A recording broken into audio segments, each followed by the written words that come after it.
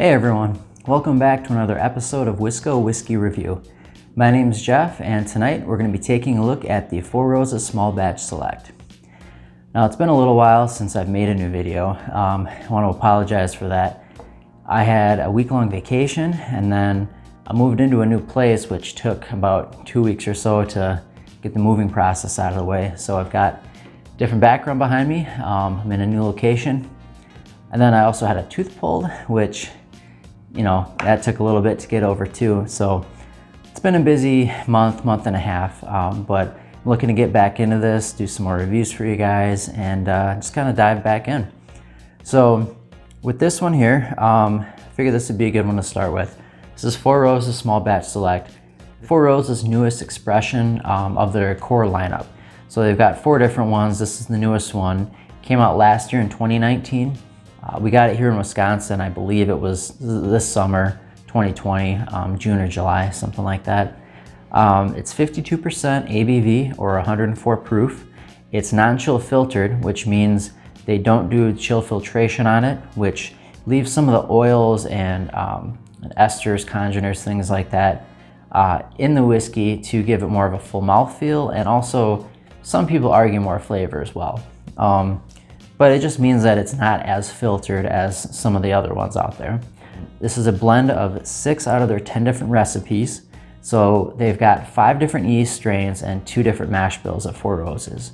So they can use those to create 10 different recipes that are unique and to give each one kind of a different flavor profile. So they can mix and match those to kind of fine tune what they're looking for.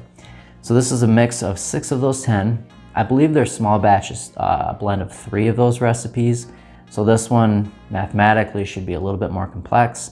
It's also a mixture of 6 and 7-year-old bourbons. So it's kind of right in that mid-range as far as the age goes. So now that we've talked about this bourbon specifically, I'm gonna kind of just, go into the nose, the palate, the finish, and the value. And I'm gonna rank those from 0 to 10. And then I'm just gonna kind of average those out to make a 0 out of 10 rating.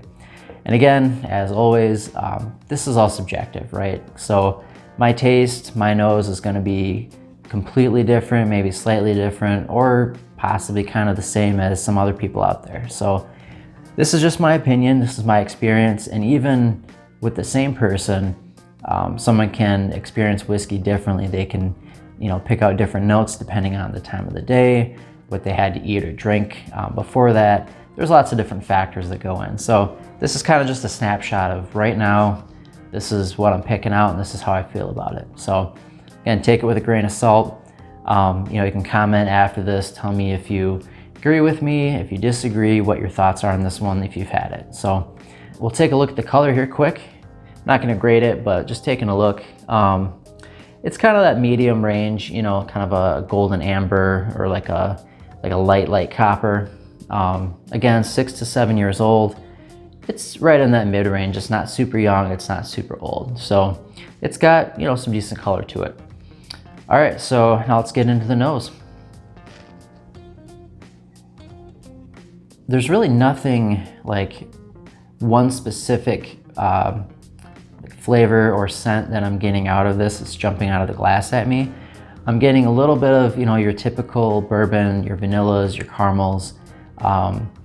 Then the baking spice is kind of on the tail end of that as well. But there's really nothing really sticking out. Maybe a little bit of fruit. There's just a slight ethanol burn, but not really a whole lot. This being 52%, you're gonna have a little bit of burn on there, but you don't wanna stick your nose right in the glass right away. You kinda wanna ease into it, but it's not really burning like some of your barrel proofs would be. Yeah, this is just kind of your quintessential bourbon notes coming out of this one. Nothing too exciting or overly weird or funky or anything like that. But just everything I said before just kind of is there. Let's go to the palate now. Cheers, guys.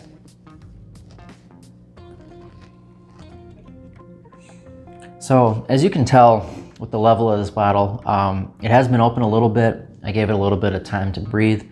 This is coming off to me just super balanced. I really like this one. The palate to me sticks out a lot more than the nose does. I'm getting a lot more sweetness, ripe red fruits, and things like that, the brown sugar, caramel on the palate than I did with the nose. The nose was kind of just, I don't want to say muted, but there wasn't really a whole lot sticking out. But for this one, on the palate, the sweetness comes up kind of more forward, like right in the beginning. You get kind of the baking spices at the tail end, cinnamon, clove, cardamom, things like that, allspice. So, I mean, this is all really balancing well together. It's just kind of, it goes from one into the other, but it is well balanced.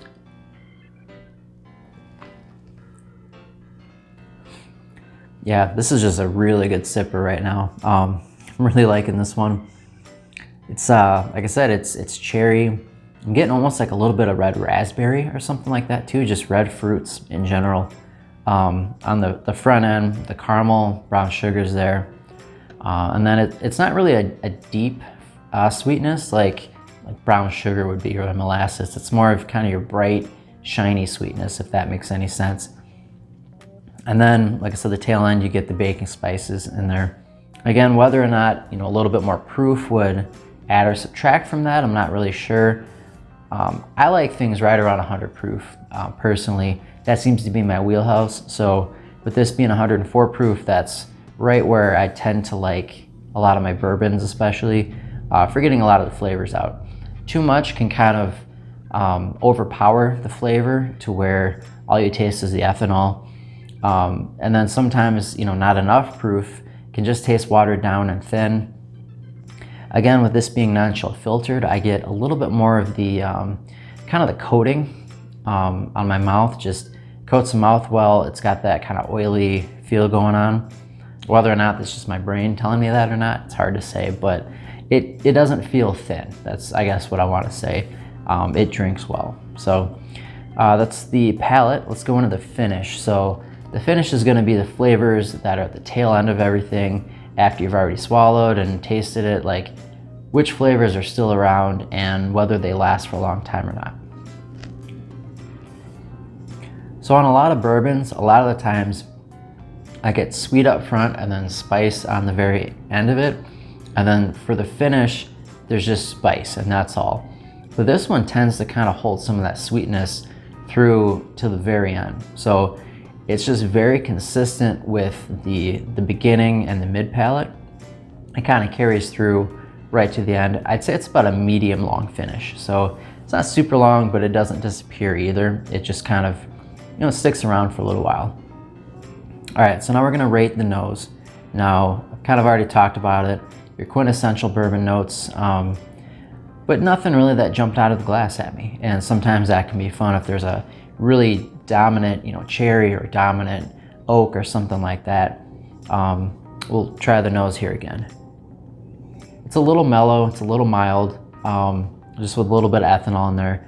So since it's not really wowing me, I'm just gonna give this one a 6. It's not bad by any means, but I've had, I've experienced some better whiskeys as far as the nose goes. Now we'll rate the palate. So as I've said before, this one to me drinks a lot better than it smells. Not that it smells bad by any means, but it doesn't smell like much, and then you take a sip, and again, to me personally, it just really, and maybe that's why the palate stood out a lot more than the nose, because the nose didn't have as much going on with it, but it tastes phenomenal compared to what I thought I was gonna get out of it. I already kind of went over the notes, I'm not gonna repeat a lot of that, but we'll give the palate an 8. I feel like it's super solid, it's well balanced, it's consistent. Those are kind of the descriptors I'd give for this one. It's equal parts sweet, fruity, as it is spicy, or with the baking spices. As far as the finish goes, like I said before, it's a medium long finish, but it is super, super consistent, just like with the palate.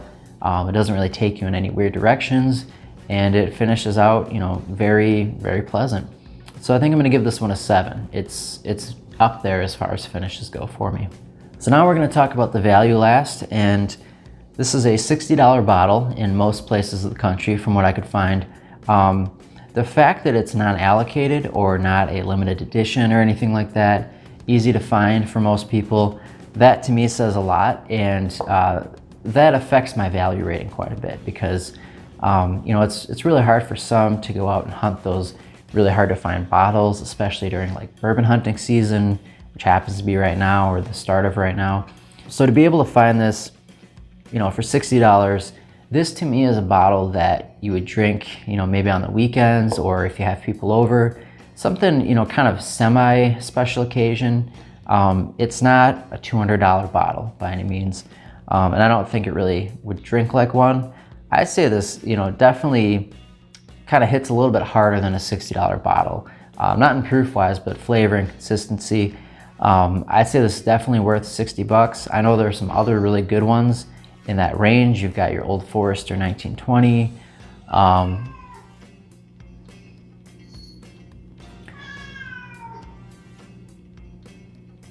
So for the value, I'm gonna give this one a 7.5.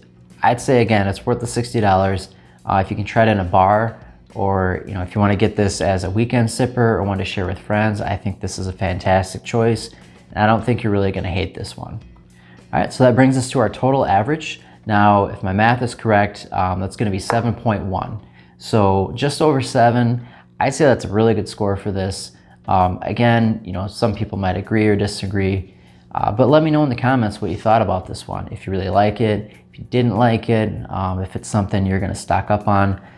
I'm gonna probably try to have this on my bar most of the time if I can. Thanks again for watching, guys. And I do have an Instagram, and I also started a Patreon. So, you know, even just from watching and leaving comments or whatever, any support you guys give me is great. Thanks again for watching. Again, leave some comments, like the video, subscribe, and I hope you guys, you know, both learned something from this one and, you know, enjoyed it as well. So, cheers.